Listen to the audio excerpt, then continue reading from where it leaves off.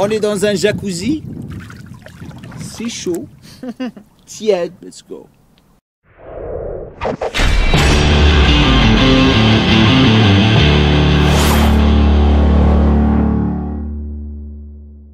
Les globis, salam alaikum et bonjour à tous les pays francophones. On revient à Jam Cordez Z avec une interview spéciale de mon frérot ici, Alex, a.k.a. Antar.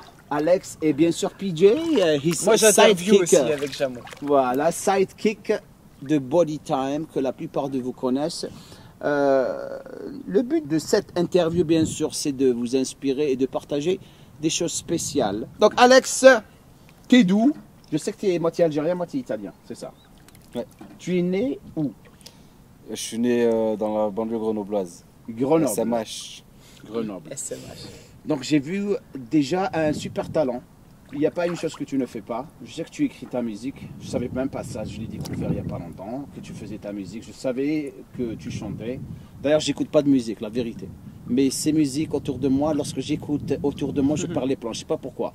Et lorsque je suis avec Aya, la même chose. Donc on commence à faire des trucs comme ça. On a une danse spéciale autour de moi. Ah, il faut me l'envoyer. Hein. Il faut que je l'envoie.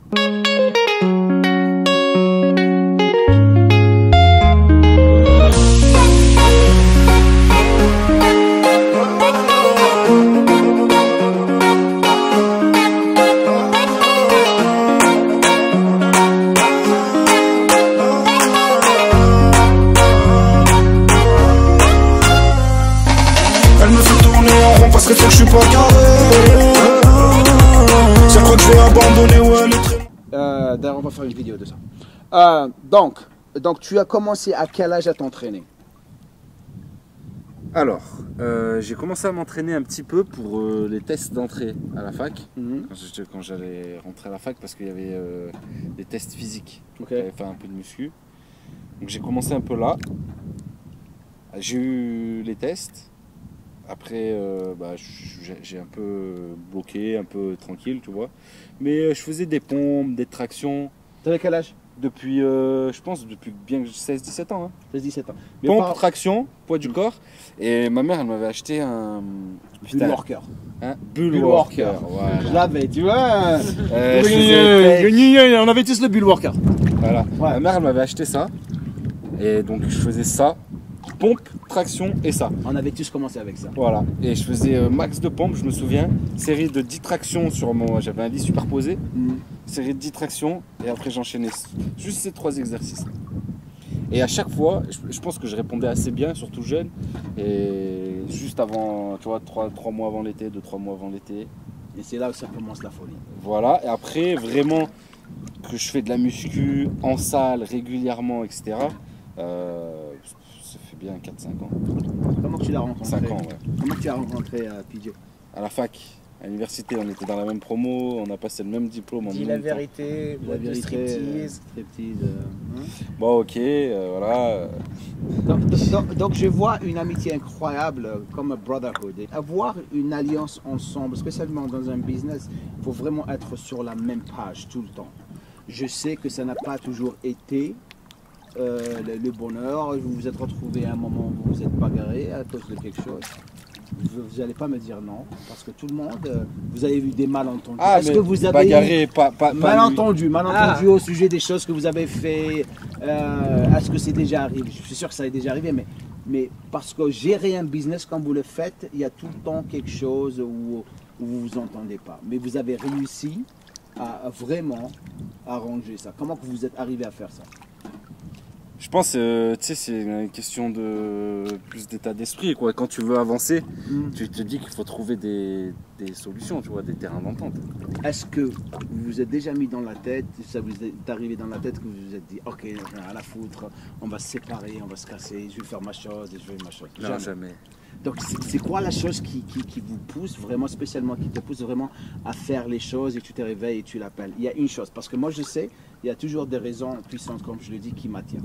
Dans cette situation, il y a ma fille, il y a ma femme, il y a aussi ma passion pour ce que je fais, pour vraiment avancer. Donc c'est pour ça que j'ai la rage de me réveiller chaque matin très tôt et faire les choses, et imaginer, visualiser les choses que je dois faire pour vraiment réussir. Et est-ce que tu fais la même chose? Si je visualise les choses que je vais faire dans le futur. Ah oui, bien sûr. Ah bah bien sûr, mais moi je suis un grand rêveur, je pense. Je passe mon temps, mais même éveillé.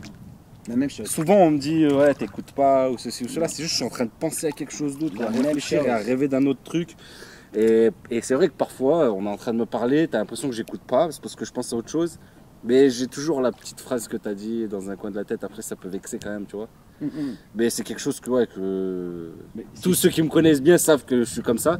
Et je tiens ça aussi de mes parents qui sont pareils. Ma mère elle est pareille, ma grand-mère elle est pareille, mon père aussi. Donc, c'est ça le succès, la manifestation de ce que tu rêves de et de vivre ces moments chaque jour. J'ai fait une chanson sur mon dernier projet là qui est sorti, Club Sprinter 2, ça s'appelle On le rêve. Tu iras l'écouter. Et dans le refrain c'est on le rêve, on le rêve, on le fait. On le rêve, on le rêve, on le rêve. On le rêve, on le rêve, on le fait. Pas de trêve, pas de trêve, pas de trêve. Pas de trêve, pas de conte de fait. On le rêve, on le rêve, on le rêve. On le rêve, on le rêve, on le fait. On n'a jamais eu peur d'échouer. Je suis pas dans le game, j'ai pas le temps de jouer. Y'a qu'à l'homme que je suis dévoué. Jamais agenouillé, j'attends pas que l'orage pas, je danse sous la pluie. Ils sont dans la vague, on sort sur Tsunami. Maroc au bout du bec, je suis sous thérapie. Tu vois, c'est pas un rêve, c'est fait pour être réalisé. C'est pas fait pour rester en rêve. Tu vois, le but c'est de réaliser les choses, tu vois. On réalise. Et ils sont en train de regarder et la plupart du temps n'arrivent pas à vraiment avoir ce rêve où ils ont une vision qui est floue. Tout le temps c'est flou. Parce qu'en fait souvent, il y a des gens, enfin c'est mon point de vue, hein, qui ils s'avouent même pas à eux-mêmes qu'ils ont envie de réussir à faire ça ou ça. Parce que c'est tellement grand, c'est tellement gros, et ils ont peur en fait pas de l'échec, ils ont peur plutôt de la peine que ça peut leur donner de pas réussir à faire ci ou pas réussir à faire ça. Alors ils préfèrent se mentir à eux-mêmes, dire ah non, moi voilà exactement, confortable, le confort. Ils préfèrent se dire non, bah moi non, ça me va très bien, moi j'ai pas besoin de ci ou j'ai pas envie de ça, moi un petit truc comme ça m'irait, je demande pas plus. Dans quelques années la musique, tu te vois où? Ouais, je me vois très très loin. Ouais. Mais tu sais ce qui se passe, je sais que la musique mais je suis sérieux quoi. Après ça paraît souvent prétentieux, tu vois. Mais si toi-même tu crois pas en toi, c'est mort. Puis, il vaut mieux le dire si t'as un rêve assez grand, il vaut mieux le dire aux gens, il vaut mieux l'assumer. Après, tu n'y arrives pas, tant pis. Peut-être que d'ici là, tu auras changé d'avis et tu auras faire autre chose. Mais si tu y arrives, au moins tu l'as annoncé. Et le fait de le dire aux autres, ça met une petite pression sur soi-même. Donc tu travailles encore un peu plus. Exactement. Mais genre très grand, ça veut dire où? Non, mais après, déjà, c'est pas le but, c'est pas de faire que ça, quoi. Vraiment, moi, j'aime bien faire beaucoup de choses. J'aime bien l'acting, donc si je peux faire quelque chose dans l'acting, après, voilà, il faut faire les choses par étapes, tu vois. Voilà. Je veux pas tout faire en même temps non plus, parce qu'autrement, tu te perds. Mais je fais les choses par étapes. J'adore l'acting, donc j'espère faire quelque chose dans l'acting. Et peut-être qu'il y aura d'autres passions qui vont s'ajouter à ça. Mais la musique, je fais ça Déjà, moi, je suis musicien, pour ceux qui ne savent pas. Enfin, je suis musicien, c'est un grand mot. Mais j'ai fait du piano pendant des années. Je joue du piano, tu vois. Je fais du rap depuis plus de 10 ans, tu vois. J'ai enregistré dans toutes les MJC, dans tous les studios gratuits que j'ai pu trouver à Grenoble. J'étais là avec mes potes, on tournait tout le temps, tu vois. Et j'ai fait ça je fais ça depuis longtemps. C'est pas du jour au lendemain, je me suis dit ouais, je vais faire ci, je vais faire ça. Et puis quand on fait un truc, enfin, je parle pour moi, mais c'est pareil pour PJ un peu, je pense. Quand on fait un truc, on essaie d'être bon dans ce qu'on fait, quoi. Je veux pas faire un truc pour faire un truc, je veux être bon, voire le meilleur si possible. Et j'essaye toujours d'être le meilleur. Dans chacun de nous et chacun de vous, il y a une petite chose à l'intérieur. C'est ce qu'on appelle ici a gift. The gift to do something in your life. C'est un don qui a été donné par le Créateur à chacun de vous. Il l'a, je l'ai. C'est à vous de le découvrir. Et je vais te dire pourquoi. Chacun de vous, lorsque vous avez évolué, parce que ça m'est arrivé, moi ça m'arrive tout le temps, j'évolue et je fais les choses, et en même temps que je fais les choses, je découvre d'autres choses que je réalise en même temps. Je suis sûr que ça m'est arrivé, et ça s'est arrivé. C'est chaud là, hein? C'est chaud, il a chaud même. J'ai coupé le jacuzzi, il fait trop chaud, c'est désagréable. Ouais. Donc c'est là où votre créativité est arrivée en sorte, parce que je vois les choses que vous êtes en train de faire, parce que je me vois aussi en train de créer beaucoup de choses. Et j'ai beaucoup de projets, j'ai le premier projet bien sûr c'est mon application qui va sortir, mais après ça, il y a une manifestation d'autres projets qui vont venir après ça, qui sont déjà prêts, que j'ai découvert en faisant cette application. Une question que j'ai pour toi, quelle est la chose qui te dérange le plus de Alex? Qui te fait chier? Il y a quelque chose qui te fait chier. Tu vas pas me dire il est parfait parce que personne n'est parfait. Chez Alex, Il faut être honnête. Hein. ouais, non, mais je vais l'être, hein, t'inquiète pas, Il ça me va fait plus, plaisir ouais. de critiquer de temps en temps. Hein. Ouais, ouais. Je pense qu'il l'a dit. C'est peut-être. Lorsqu'il n'écoute pas. Ouais, lorsqu'il écoute pas. Et tu sais, je savais que c'était ça. Pourquoi? Parce que tu essayes de faire passer quelque chose et il est toujours dans les vapes. La même chose avec moi. Et ma femme, la même chose. Et les gens qui me parlent, je suis tout le temps en train de penser. Mhm. Mais les gens, lorsque tu commences à comprendre la personne, tu sais, ça t'arrive que de les accepter comment qu'ils sont. Parce que tu sais, à la fin de la journée, ils vont tout le temps revenir. Quelle est la chose qui te dérange de lui? Hein?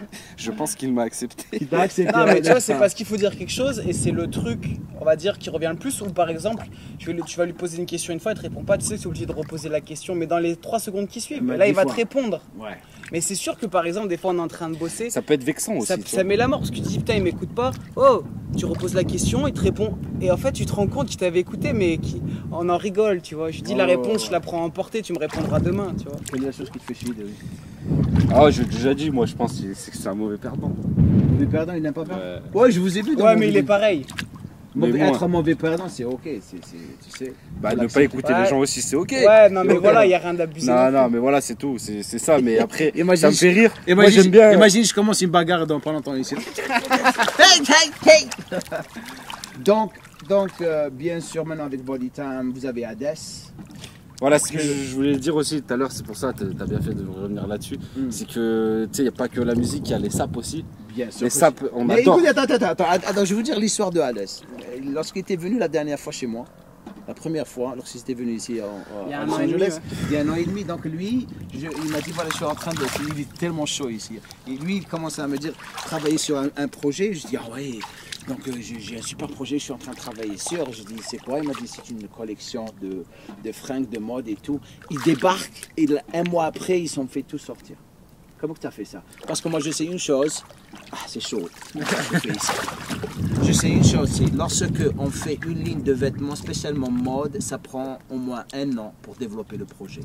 Ouais. Je sais pas, Alors, comment non, tu mais l'as- il y a comment tu plusieurs l'as fait? explications. Il faut que tu m'expliques ça parce que moi je vais apprendre de toi. Hein. Il y a plusieurs explications. Déjà, Je vais faire une mode de slip. déjà, on avait Body Time, la marque.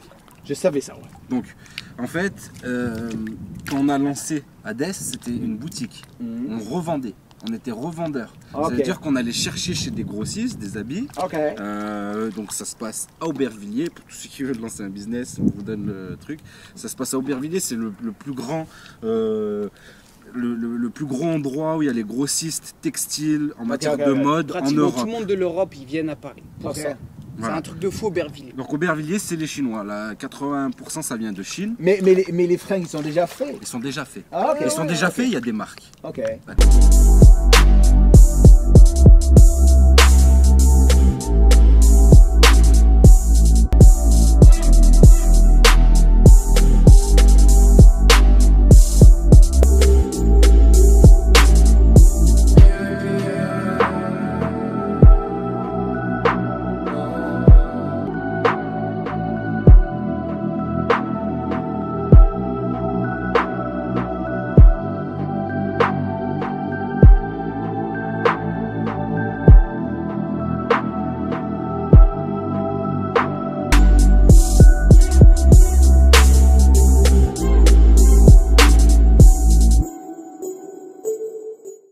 Que quand tu vois Projet X, ils sortent de là par exemple. Ok, ok. Six June, tu vois des Armita, tu vois des marques comme ça. Ok. Tout ce que tu retrouves chez tu sais, tous les sites comme la boutique officielle, Jean Industrie, etc. Ça vient des Chinois d'Aubervilliers. D'accord? Donc nous, on travaillait avec une boutique. À un moment donné, cette boutique, il y a eu un désaccord, tu vois, entre eux et nous. Je ne vais pas revenir là-dessus. Donc nous, on a décidé de lancer notre propre boutique. Au début, c'était une simple boutique. Donc Ok. ce qu'il y avait à faire, c'était monter un site internet, trouver un design, un nom, aller là-bas chez les grossistes, faire la sélection des sapes, acheter, investir, revendre. Voilà. Tu vois, juste toi, ce que tu dis, excuse-moi, c'est que on était là, on est rentré le 23 décembre, je crois, en France. Donc on en parlait le décembre, on voulait lancer ça. Dès qu'on a commencé à réfléchir, le site internet, il a commencé à être en place. On est rentré le 23 décembre. On a fêté Noël le 26, on était à Paris pour sélectionner les premiers vêtements pour pouvoir lancer le 15 janvier. Voilà, c'est ça. Non, En on n'a fait. pas dit on profite de nos familles pendant Noël et tout, on fait des vacances, on venait de rentrer de LA, le 26 on était à Paris, passer la journée pour choisir les vêtements pour qu'on puisse ouvrir le 15 janvier. En fait, les gens, la plupart du temps, ils mettent du temps parce que, bon, là, il y a eu le fait que les habits sont déjà faits, mais les gens, ils mettent du temps à se dire, ah ouais, on va faire ça, on va faire ça. Il y a trop de Il y en a, tchatch. tu sais quoi, Trop je de vais au tchatch. YouTube, on va au YouTube, apérotube, parfois, donc il y a plein de youtubeurs, tu vois, des mecs avec des communautés de malades, bien plus grosses que la nôtre, tu vois, et qui te disent, depuis qu'on les connaît, ça fait 3 piges qu'on les voit. Ah ouais, là je suis sur un projet. C'est le même qui a 3 piges. Qu'est-ce que tu as fait depuis? Arrête de dire j'ai ci, j'ai ça. Au bout d'un moment, nous, on a décidé qu'on faisait une boutique. Mais 1 heure après, il y avait déjà des trucs qui avaient commencé. La machin, avocat, statut, qu'est-ce qu'on doit faire? Rajoute ci, le site internet, trouve le mec qui peut te faire ça, ouais, faut faire ci, regarde le site internet, c'est quoi qui marche bien, est-ce qu'il faut faire livraison, ceci, rembourser, tu vois, tout de suite on lance le truc. Parfois c'est peut-être trop, on fait les choses peut-être trop vite, un peu bâclé, pas pour ça, hein. Mais À lorsque l'avance. vous commencez quelque chose, c'est jamais parfait. Voilà. En fait, les gens, ils attendent trop de temps déjà avant de se lancer, avant de commencer. Ils se disent, ah ouais, Et je vais c'est la- faire ci, c'est la mais il peur. faut que j'ai ça, il Mais faut ça, que j'ai c'est ci. la peur, c'est le Voilà. manque de confiance. Les c'est la gens, peur. ouais, je vais faire des vidéos sur YouTube, mais là j'attends d'avoir une bonne caméra. Ouais, non, mais j'ai ma caméra, mais là, parce qu'en fait, il me fallait un trépied. Ah ouais, non, mais il n'y avait pas de lumière. Ah ouais, mais tu sais, le problème, c'est que dans ma salle, ils me laissent pas trop filmer. Ah, mais tu vois, les gens, ils ont toujours un truc, toujours une excuse. Donc en fait, je pense qu'il y a ça. Ah, donc, comme on t'a dit, enfin, comme je t'ai dit, c'est qu'on a lancé une boutique avec des habits qui étaient déjà faits. Après, ça a été un peu plus long quand on a voulu lancer notre collection. Eh oui, nouvelle vidéo, vous avez compris, on se la raque. Aujourd'hui on va parler de Hades. Hades pour les francophones. Exactement.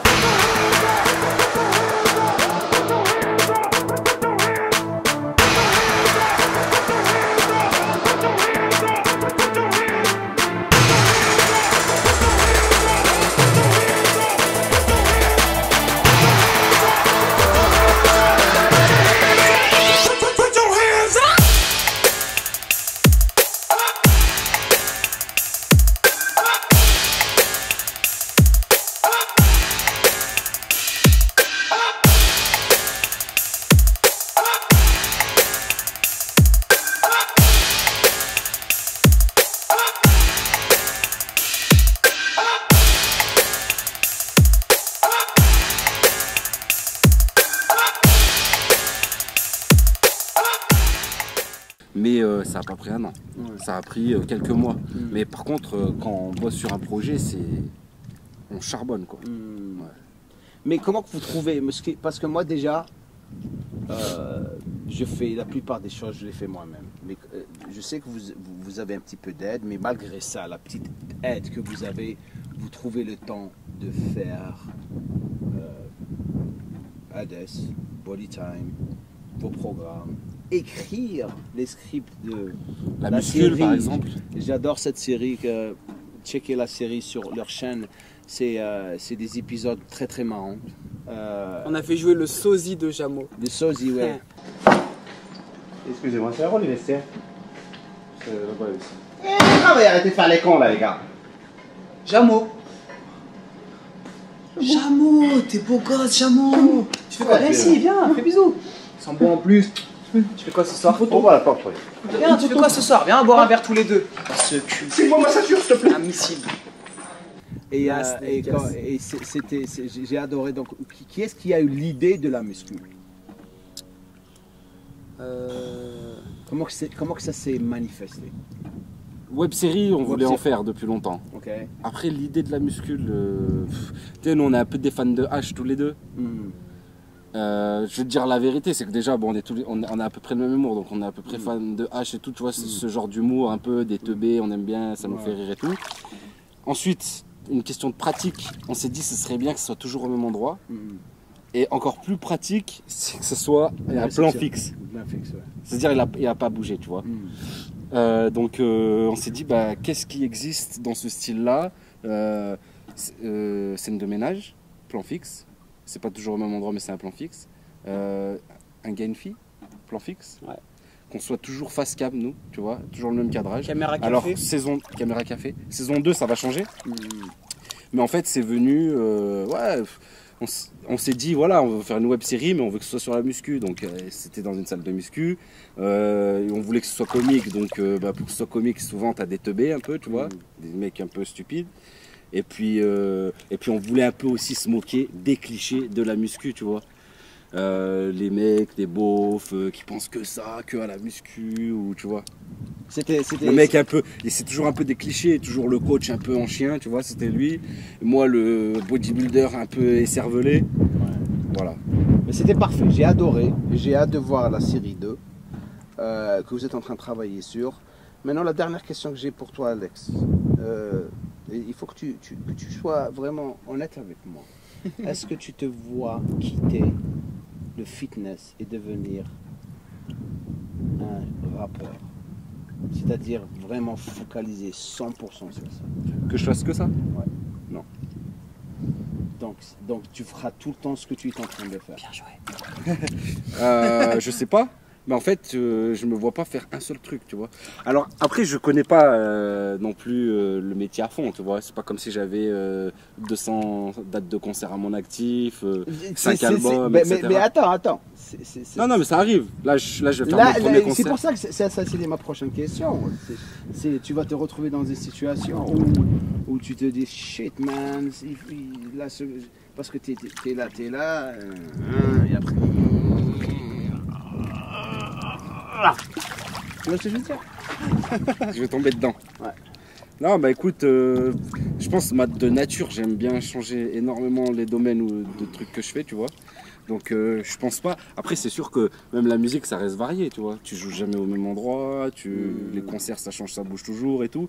Mais en tout cas, moi, là, j'arrive à faire pas mal de projets musicaux, sortir pas mal de sons, parce que je le prends comme un loisir. C'est-à-dire que quand j'ai fini le travail, je vais faire de la musique. Mais pour moi, c'est plus du tout le boulot. Parce que la plupart du temps, quand je suis dans mon studio, je suis avec mes potes, on se détend, on rigole. Tu vois, non, vraiment, je prends pas ça comme un boulot. Donc, tu es comme moi, tu sais, en quelque sorte, j'aime faire beaucoup de choses parce que ça m'inspire. Je peux jamais prendre ma retraite. Je suis tout le temps en train de faire des nouvelles choses, créer, les développer, passer à la prochaine chose. Donc, on sait que Alex adore chanter, il a son rap et tout. Est-ce que tu as, en plus de ce que tu fais, quelque chose qui vraiment tu fais à côté? Je sais que tu écris beaucoup de scripts, comme par exemple La Muscule, que j'adore, une série web. Thibaut Inchek, t'en penses quoi? Thibaut? Ouais. C'est pas la muscule Thibaut. Ah ouais? C'est un humoriste, ça vaut rien. C'est un Tanguy, pécho personne. Tu vois, il y a des beaux gosses, des belles meufs là. Ouais. Tu le mets ici, il chope rien. J'ai tout coincé moi. C'est Tout. sûr, ouais. Eh ouais. C'est ça la diff. Mais toi, tu triquites les autres. Mais arrivé là où il est arrivé, avec ses génétiques, chapeau sur la Garonne, monsieur.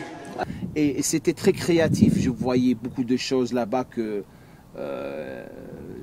qui étaient spontanées, qui arrivaient au moment, et d'autres choses qui ont été écrites. Je vais te donner une exclue pour toi et ta chaîne. Ok, Personne vas-y. sait. Enfin, Ok. personne, Alexis sait, mais j'ai fait 3 ans de danse classique. Ah, Ouais. moi aussi. J'étais pas mal. Moi, Ah ouais? classique. J'ai fait du jazz moderne. Ah, t'as fait du jazz moderne, Bien c'est sûr. vrai? Ouais. Ouais, c'était une blague, mais du coup, tu m'as niqué ma blague. Donc, je sais que tu crées des scripts, tu as. Ah ouais, comme t'as dit, donc on écrit par exemple la muscule. Avec Alex, c'est simple, il y a 10 épisodes, on fait moitié-moitié. J'ai écrit 5 épisodes, il en a écrit 5. Et après, on adapte, il y a toujours un petit peu d'impro, tout ça, mais. tu sais, autour le jour on du est- tournage, tu as toujours des idées. Lui, il rajoute une blague. Ou même pendant que tu es en train de tourner, des fois, il y a des trucs qui arrivent. Je sais que Jamo, il a sucé les Américains dans. Ouais, Voilà, bah oui. dis-leur J'ai de- sucé les Et tu sais ce Américains. que c'est des Et- aides. Jimmy, toi qui es une bête de coach, tu Ouais. penses quoi de J'aime encore des aides? J'ai encore des aides. Ouais, Le mec de YouTube, le mec de YouTube. c'est un rigolo. Ah ouais? Il a sucé les Américains. Non. Il a renié ses origines, lui. Ah, Ah ouais. des aides, ça veut quand même dire des Jezeri, c'est Algérie, hein? Des aides? Ah oui. Non, tu te trompes. Ah bon?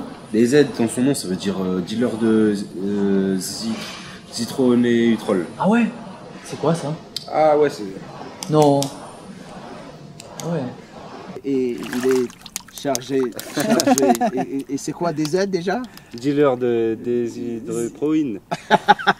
quelque chose comme ça. Donc, je sais que tu as- Écrire, voilà. ouais, on aime bien. Écrire, on aime bien. Et on a fait aussi un court-métrage qu'on n'avait pas écrit, mais qu'on a tourné il y a 2-3 ans. J'avais pas spécialement aimé, moi, le tourner. Je sais pas, là, il faisait froid, c'était un peu chiant et tout. Mais au final, après, quand tu vois le rendu, c'est quand même agréable. Et du coup, ça a motivé un peu à continuer, tu vois. Et là, il y a pas longtemps, j'ai écrit un court-métrage qu'on a tourné avec Alex sur notre vraie histoire. Enfin, c'est complètement fictif, mais on joue nos propres rôles. Ouais, c'est voilà. Alex et PJ. Voilà, par contre, c'est complètement fictif. Vous allez le voir. En fait, par exemple, je meurs ou enfin, tu vois, ce genre de choses. Donc, c'est vraiment fictif. Enfin, j'espère. Et ça, c'était sympa à écrire. C'est sympa à tourner. Je pense qu'on kiffe tous les deux. Le seul problème après, c'est que ça prend un peu de temps et que on peut pas le faire non plus trop souvent parce que c'est du plaisir, mais c'est pas non plus ce qui rapporte l'argent. Et à côté, il faut quand même faire les choses un peu plus primordiales et notamment les saps, ça nous prend beaucoup de temps. Et aussi par rapport à la muscule, parce que la muscule c'est de la comédie, donc les gens vont rigoler et tout. Et ça c'est quelque chose de sérieux. Bien sûr, il y a le côté des personnes qui vont commencer à dire En fait, oh, là- vous n'êtes pas des acteurs. C'est En fait, sûr. la C'est muscule- le risqué. Voilà, tu vois la ce que je veux muscule, dire. c'était pas trop risqué Ouais, parce que on joue des cons. ouais, Les gens se moquent de nous, voilà. tu vois, dans le truc. Donc bon, tu vois, Ça ça passe, passe, ça ça passe. passe. Les gens ils sont pas là à dire oh, vous n'êtes pas acteur et tout. Puis surtout ça reste dans la muscu. Donc ouais, c'était dans notre domaine. Et puis je pense que c'était sans être prétentieux, je pense que c'était quand même bien réussi. C'était super bien réussi, mais regardez l'épisode des préjugés qui a eu le plus Ah ouais, de 2 millions de vues, je crois. de 1,5 vues. million J'ai ou 2 vu millions. des commentaires, les gens ils ont même pas compris le concept. Non, c'était Ouais. Ils débile. croyaient que vous étiez Oui, oui, raciste. premier degré, ouais. Et parce que ça, c'est les ignorants, bien sûr. Ils ont pas remarqué qu'il y avait un générique, Un des scènes générique. différentes. Voilà. Et la chose que je voulais vous dire par rapport aux choses sérieuses, c'est que vous allez découvrir votre propre potentiel et aussi la chose qui est super dans tout ça, c'est ils vont essayer. Et c'est de là où vont s'améliorer de plus en plus par rapport au vrai acting. Ils vont peut-être prendre la chose comme une chose fun et après ça peut devenir quelque chose de sérieux. Je vous donne un exemple. Arnold Schwarzenegger. Comme exemple, c'est quelqu'un que tout le monde ne voulait pas vraiment croire en. Ils se sont moqués de son nom, ils ne pouvaient pas parler et tout. La scène de Terminator. Vous savez que lorsqu'il avait dit « I'll be back », ok, c'était « I'll be back ». Tout le monde le connaissait Ouais, par c'est rapport à culte. cette phrase « I'll be back, I'll be back ». Eh bien, la phrase originale, c'était « I will be back ». 20 ou 30 prises, il n'arrivait pas à le dire. James Cameron, à la fin, il commence à péter les plombs. J'en ai rien à foutre. Tu fais I'll be back. Et c'est devenu quelque chose. Ouais, comme quoi. Et quand vous savez, rien ne vous stoppe. Le fait que vous prenez des risques, parce que l'échec, c'est pas vraiment un échec, comme vous savez, c'est la réussite. C'est la réussite, c'est comme ça que vous allez apprendre. Les gens qui restent dans leur zone, oh je vais pas faire ça, ou j'arrive pas, ou je vais attendre, ils ont peur. Ils veulent vivre une vie médiocre. On dit, y a Vous pas voulez rester d'échec. médiocre, il n'y a pas de problème si vous voulez vivre une vie médiocre. C'est ok. Surtout quand on commence. Mais si vous voulez la c'est obligé de se gloire, rater. il faut bosser. Si vous voulez que vous changez, que votre vie change comme la leur et comme la mienne, on travaille dur. Je ne veux pas vivre une vie médiocre parce que ils sont nés avec un don qu'ils sont en train de vraiment utiliser à fond. Bijou. Merci beaucoup. De Alex, toute façon, toujours le au départ- plaisir. Juste, je terminerai juste. De toute façon, au départ, quand vous commencez quelque chose, c'est obligé d'échouer. Vous pouvez pas être bon, vous Bien pouvez pas être sûr. le meilleur direct. Bien sûr. N'importe quoi que vous allez démarrer, vous allez vous faire critiquer, il va y avoir des échecs, on va forcément se rater sur certains trucs. Il y a une phrase très importante qu'on dit souvent, qui n'est pas de nous d'ailleurs, mais on perd jamais. Soit on gagne, soit on apprend. Je crois que c'est Mandela qui l'a dit. Nelson Mandela, ouais. Laissez-nous un commentaire en bas, on se casse, on va aller prendre du sushi. Mulga